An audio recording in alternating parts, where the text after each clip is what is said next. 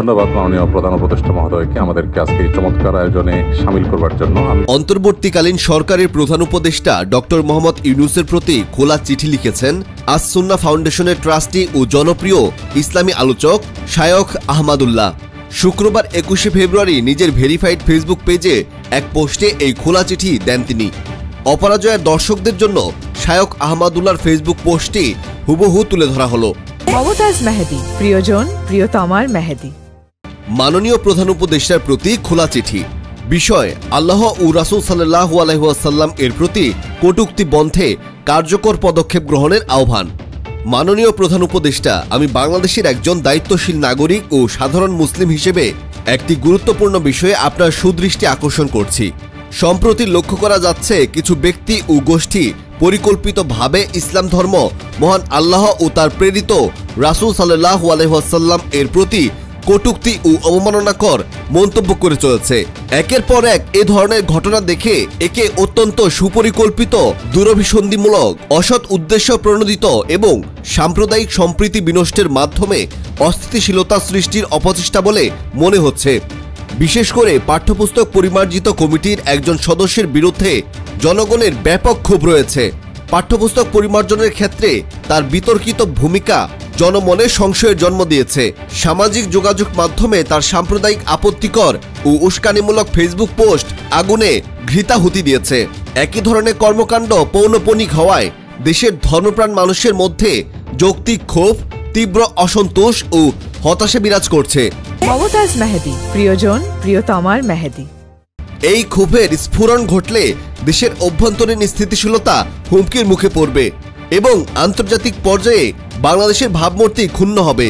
সেরকম অনাকাঙ্ক্ষিত পরিস্থিতি এড়াতে আন্তরিকভাবে কার্যকর পদক্ষেপ গ্রহণ করা আশু কর্তব্য।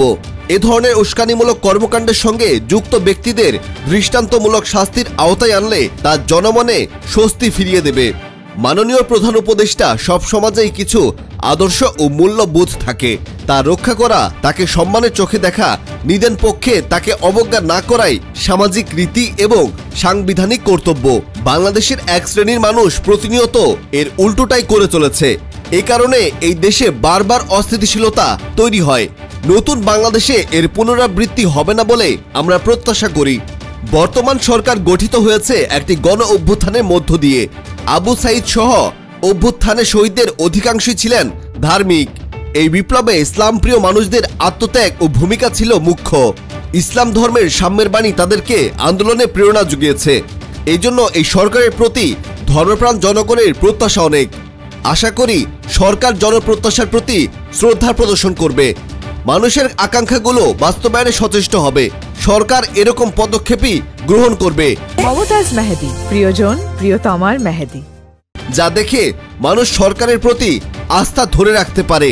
মানুষ যদি দেখে তাদের আবেগ অনুভূতিতে নিয়মিত আঘাত করা হচ্ছে, জনপ্রত্যাশাকে পদদলিত করা হচ্ছে, অত্যন্ত সুপরিকল্পিতভাবে জনগণকে উস্কে দেওয়া হচ্ছে, কিন্তু সরকার তা বন্ধে কার্যকর পদক্ষেপ গ্রহণ করছে না, তাহলে তারা সরকারের প্রতি আস্থা হারাবে।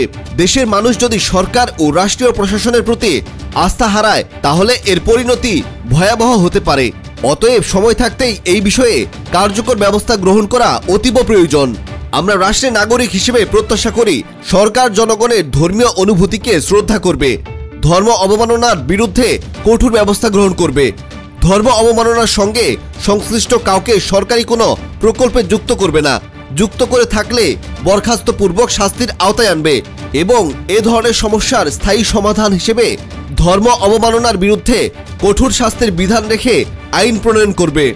অতএব মাননীয় প্রধান উপদেষ্টার কাছে বিনীত অনুরোধ, অনতিবিলম্বে এই ধরনের কটূক্তি ও অবমাননাকর কর্মকাণ্ড বন্ধে কঠোর আইনি পদক্ষেপ গ্রহণ করুন এবং দেশবাসীকে এই মর্মে আশ্বস্ত করুন যে তাদের ধর্মীয় মূল্যবোধ ও বিশ্বাস রক্ষায় সরকার সম্পূর্ণভাবে সচেষ্ট থাকবে।